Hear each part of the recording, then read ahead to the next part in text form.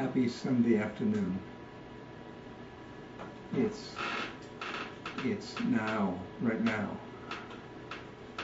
and we're here for, is now it's going to last.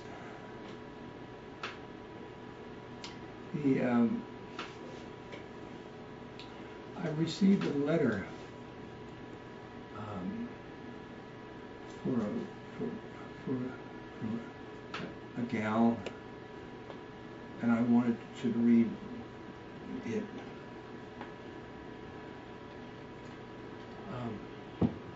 I write to you in despair. Several days ago, you had a quote about the crucible of suffering leads you to God. I am in agonizing pain, and it is doing just opposite to me. My feeling of faith slipping away, unable to conceive a supreme being who doesn't seem to be there when I plead from the depths of my heart and my unbearable pain.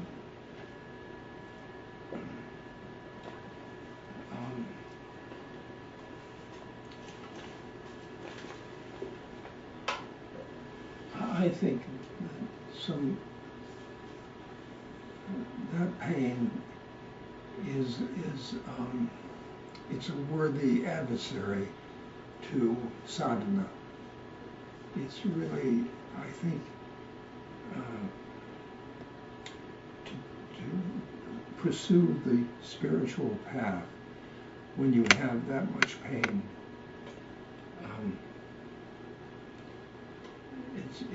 It's tough. It's tough.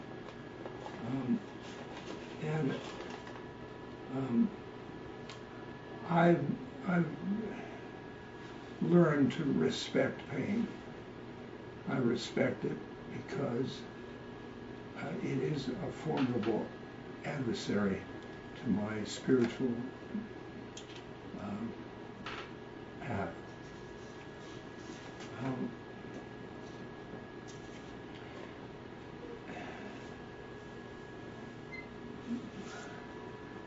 But there is so much suffering in the Kali Yuga.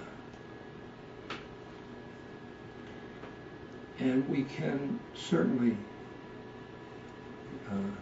use the suffering for, again, we can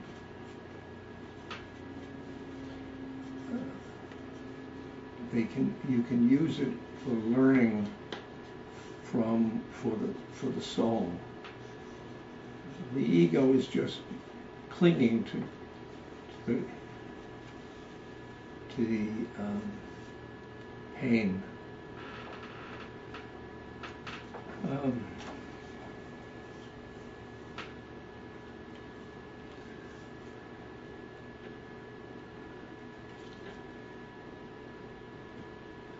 Suffering is going to be a training program,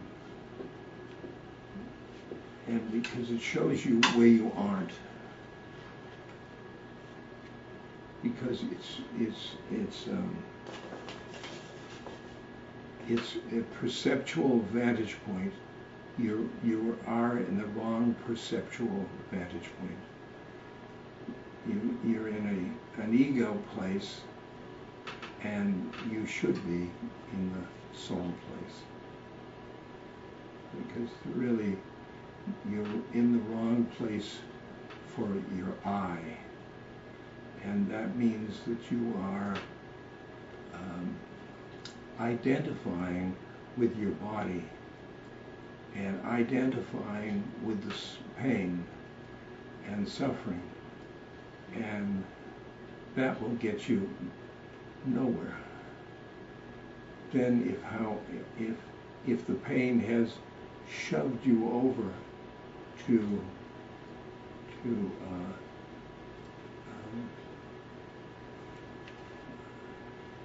to the soul, then you'll be in a very good vantage place, because the soul, looking at the incarnation, which includes the pain, will understand why it is.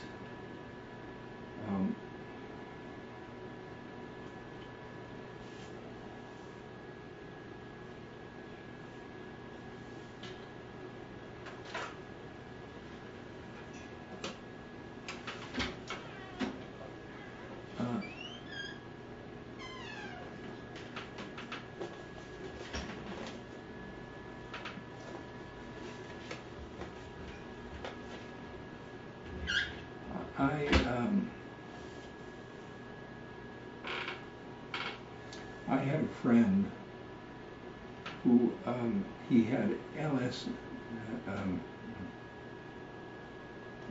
Lou Gehrig's disease, and ALS,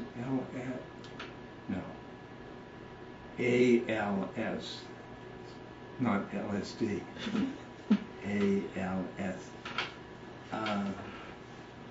And she was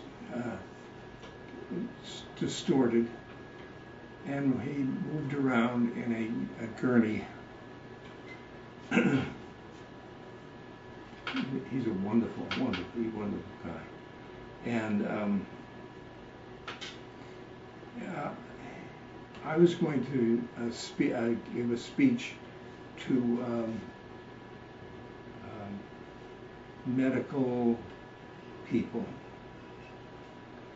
a big hall, and he said he'd like to introduce me. And I thought it was kind of risky, but he spoke from an alphabet board that his attendant read, and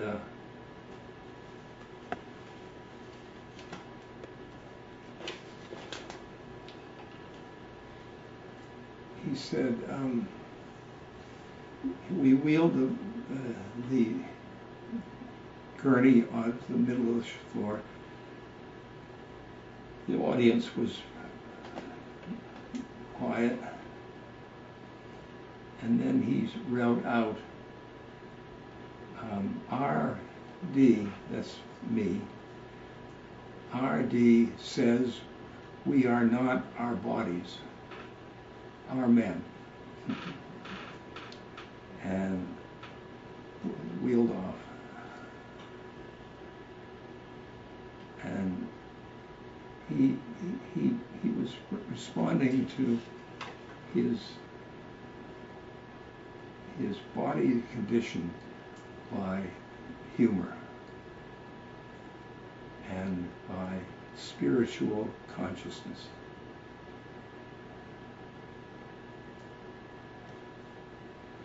Now, sometimes the pain is too hard.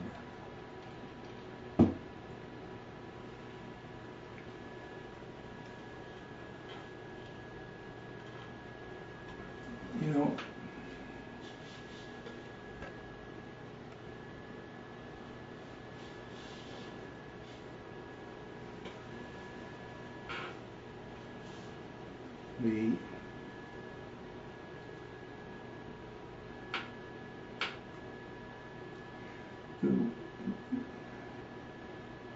as this woman said,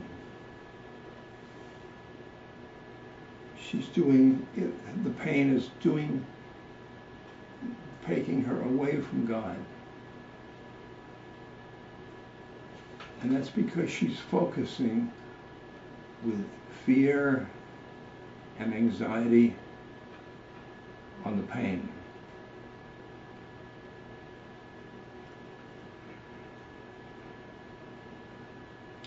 And even she's going to have, she's burrowing in to her ego's predicament.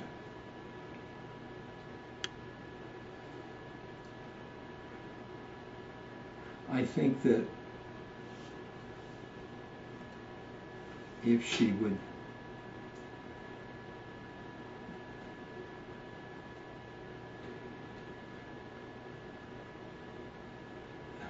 attend to her awareness, her loving awareness in her heart, and just think of loving awareness. That's who she is. She's not a woman with a pain. She's a woman. She's loving awareness. She's loving awareness. And if she becomes loving awareness, she can be aware of the pain and can love the pain. And she's going to love it just another manifestation of God. Now, she says that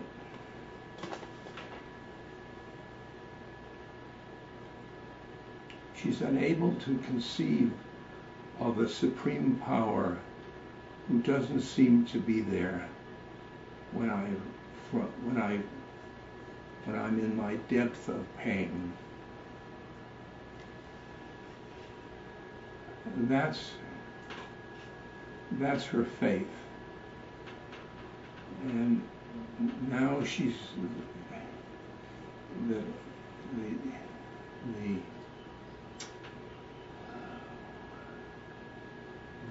her faith is not strong enough to a right concept of God.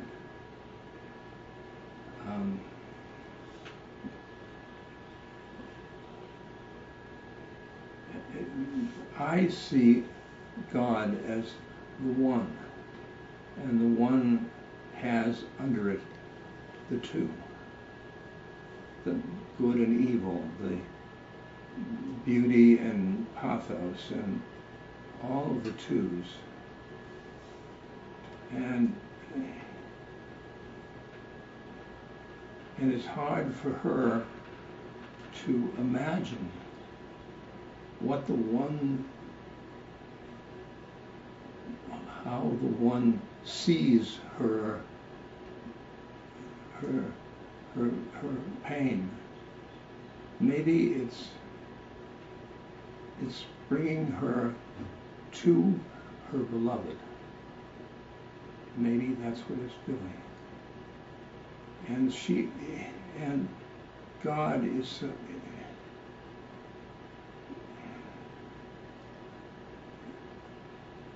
just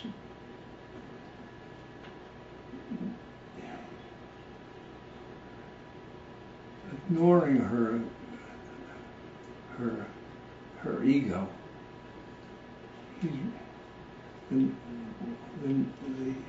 God is responding to her soul, and the pain is helping her soul get to the beloved.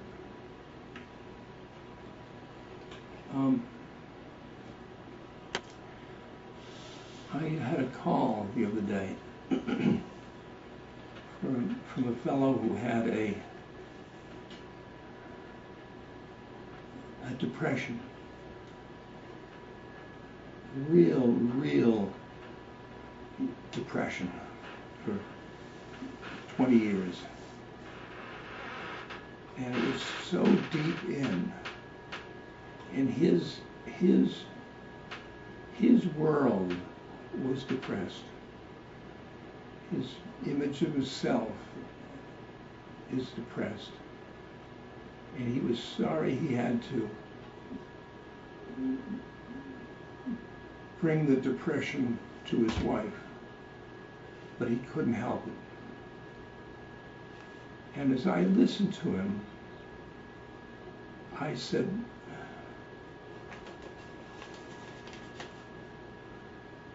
when I listened to him thoroughly, I said, what am I doing in this place? Because he had sucked me in to a depressed world. And I was in it now, and this is the usual way. My body and mind and heart they're instruments. They either go away from God or come towards God. And this was away from God. And I started to think of him as a soul. And the depression was as part of his incarnation. And it was very delicate because I was addressing him as a soul, but he insisted on thinking a depressed person. And he was very used to people around him, all that his con of depression would get to. But I think that one of my rules is don't get sucked into somebody else's karma. This is from when I was coming out of the stroke. I would get so that around me was already the stroke. You've got a stroke. That's a terrible thing. That's what all the minds around me. And it took me about 2 months to get out of that until I could think of the stroke as grace and see that it was an upbeat one. It was a stroke. The stroke is going to be a lesson to my soul. I realize that I think that the stroke and probably getting thrown out of Harvard were both things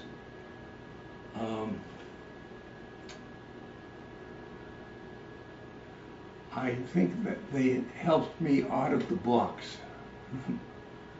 You may be in the box, I can't tell, but because it freed me. Now, when I was coming out from Harvard, I'd say to my mother, who said, I think it's terrible, terrible, getting thrown out of Harvard, I'd say, it's freed me. She didn't quite get it. But mothers often can.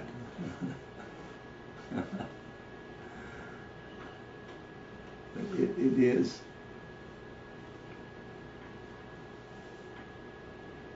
So this man with a stroke, with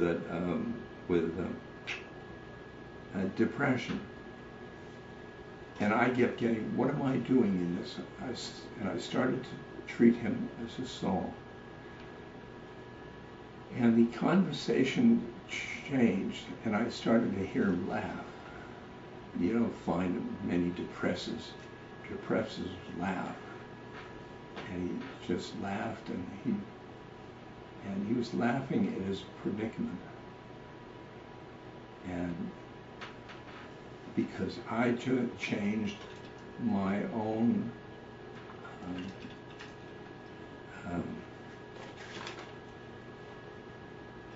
perceptual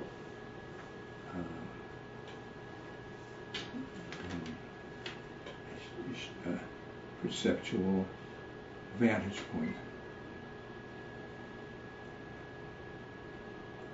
And he went along with it.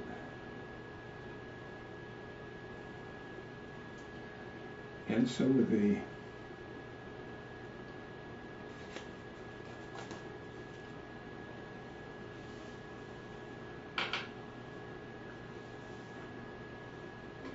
I've had another person. She was, her father was in Alzheimer's, and she didn't know what to do, and she cried and all that. And you see, my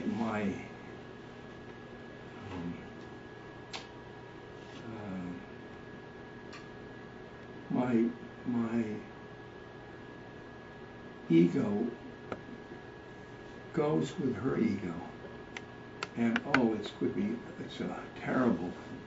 Your father has Alzheimer's, and then I say, what am I doing here? And then I've got to bring me up to soul, and then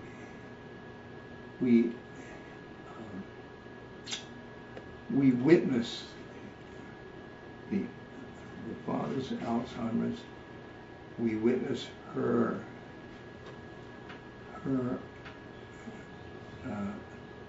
distress, but we stay in the witness, and the witness doesn't have a father that has an Alzheimer's, and the witness isn't depressed, and the witness isn't in pain.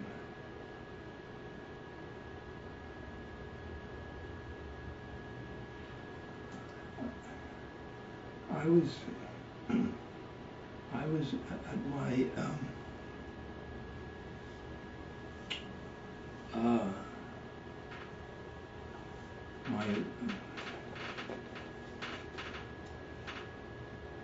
my therapist outside of his office. He was a physical therapist, and I was sitting there with my cane in hand and looking old, and an old couple, a Hawaiian couple, came by it, and she had had a knee operation, and she was limping badly, and he was 88, and he said to me, boy, old age is hell. That was an idea that sucked me in. And I said, unless you learn from it. And he said, learn from it? Yeah. I never thought of that. I never thought of it.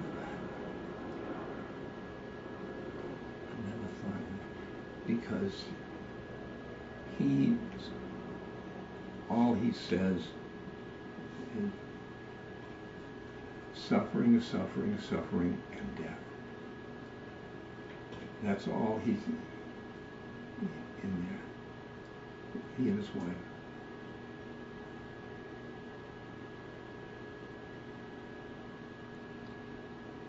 The changes that occur in your life are they're incredible things that, like, I changed my body. I changed from a wheelchair to a cane. That was a big change. But all those changes give me new orientation. And but they kept me from habits.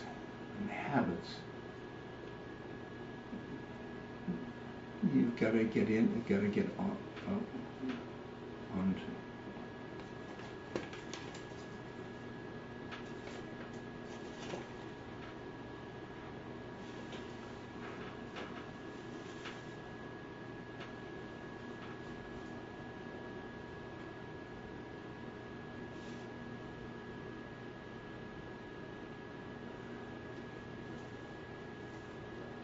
it's awfully easy for me to say that you've got to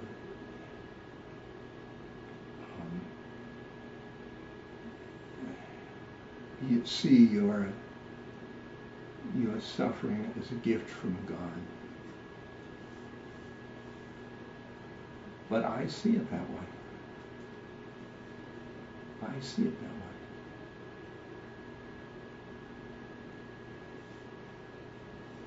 It's a gift to your ego, to the soul. Because suffering knows where you're attached.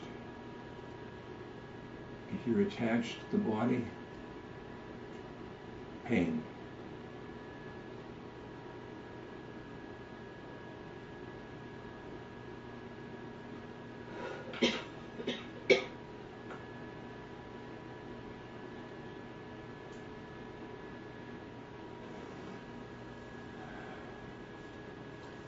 The girls came to Maharaji and she said, Maharaji, there's so much suffering in my life. So much suffering. And she was crying, and all of us were all empathetic. And he, with his compassion, he looked at her, he said, you know, I love suffering. I love suffering in myself because it brings me so close to God. Suffering definitely shakes you up. Shakes you up.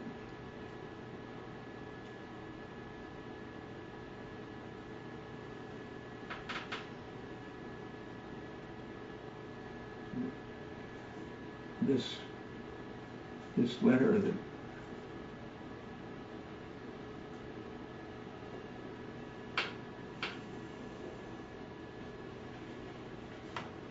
her pain is so great.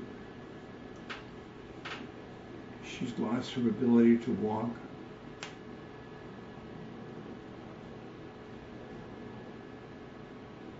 She's so focused on that pain.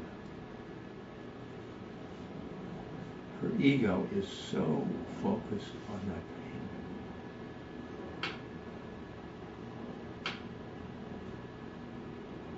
If she can get away to the witness of her focus on the pain, then she'll be a witness instead of a paining person.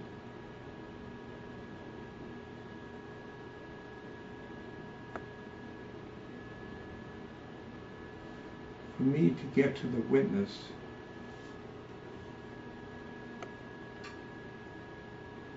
I've got Maharaji to help me.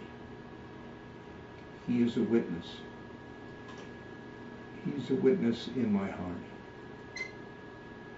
He's the Atman. That is the witness of all life. The witness of my incarnation. So all I have to do is just go into Maharaji's consciousness. And there I am. And it all looks very, very different. Or I can do the thing I've been passing about. Just, I am loving awareness. I am loving. Somebody says, who are you? I am loving awareness. Of course, you might not, everybody accepts that, but you can get it to yourself. I am loving awareness. It's in the mind, heart. Loving awareness. You are aware of what your eyes, what your ears, skin, organs. You're aware of all those things. You're aware of what your mind is thinking. But because those thoughts are the culprits. Those thoughts are the culprits. And while most of us think the ego is who we think we are, and thoughts, you thought, I can't trust God. Thought, I can trust God. Thought, you can have a different perception by you identifying with your thoughts. But I'll tell you, a good thought is, I am loving awareness. Yeah.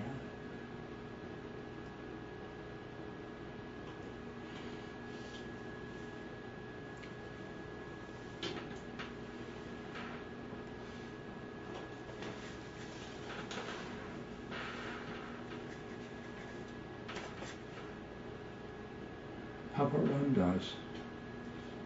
Ramdas, there was a man named Papa Ramdas in India. He was a holy man. And he was outside of the temple.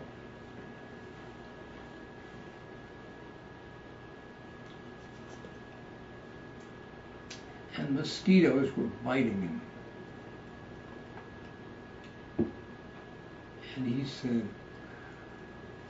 "Oh, Ram, thank you for keeping me up all night so I can remember you.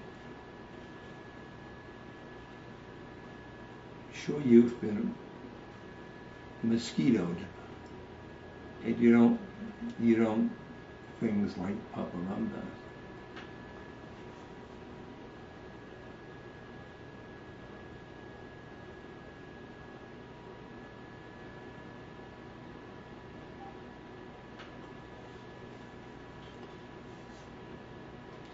In the box is your suffering. Outside of the box is your dancing. You're dancing, and there's the suffering. There it is.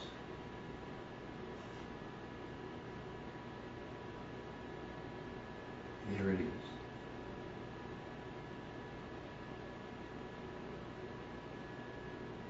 And most of the time,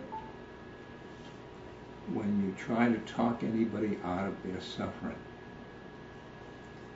it's resistant, because they've got ego habits that orient around that suffering.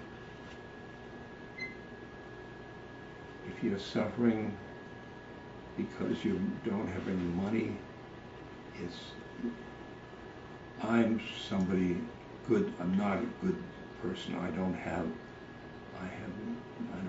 money. Or I don't have a complexion.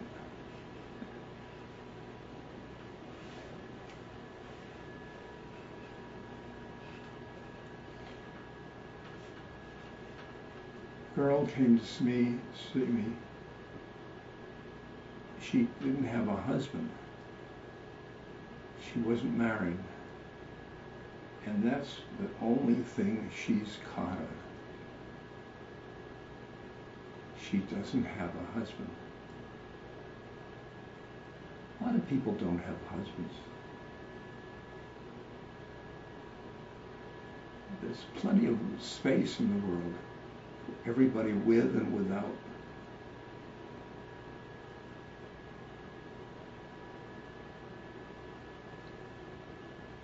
But she came in and she was all dark.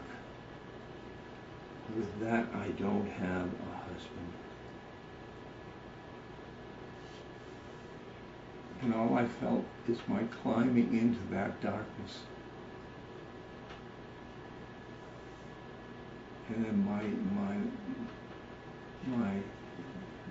body and my mind and my heart looked around, what am I doing here? Then I got to claw my way out from me and then for her. You take yourself out and then take somebody else out. So when you're a soul,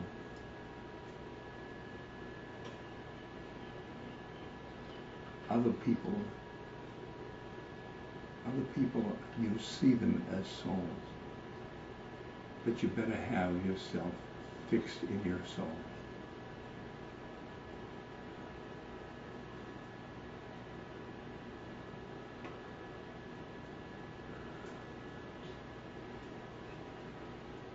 Oh.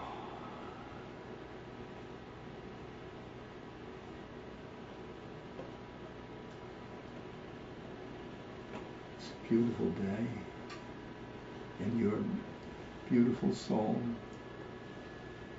and I'm a beautiful soul, and we have to meet in this wonderful electronic medium, but we can share our hearts through it. Share our hearts. Share our hearts. Don't forget, you're a loving being, and I'm one too. That means when we go in and in and in, then we are together.